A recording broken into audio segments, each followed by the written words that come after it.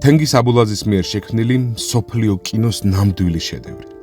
ისტორია საბჭოთა რეჟიმის პირსისხლიანობაზე და ადამიანთა ბედის, სიცოცხლის ხელყოფაზე სრულიად ავადმყოფი და სულიერად სნეულია ხროვის მიერ. ფილმი იმ რეალობაზე, რომელიც დღეს მიივიწყეს. ფილმი აკრძალული საბჭოთა კავშირში. ფილმი, რომელიც 1984 წელს იქნა გამოსული, მალულად ვიდეოკასეტებით გადადიოდა ხელიდან ხელში, აფხიზლებდა ნებაწართმელულ მოსახლეობას და პარალელურად ამისა სანამ ეგრეთ წოდებული KGB კასეტებს დაძდევდა დონ კიხოტივით. ფილმმა სრული ტრიუმფით ჩაიარა კანის ფესტივალი, 3 ნომინაციაში გამარჯვებით და ნომინირებით მთავარ ჯილდოზე ოქროს პალმის რტოზე. ხვდებით სხვაობას?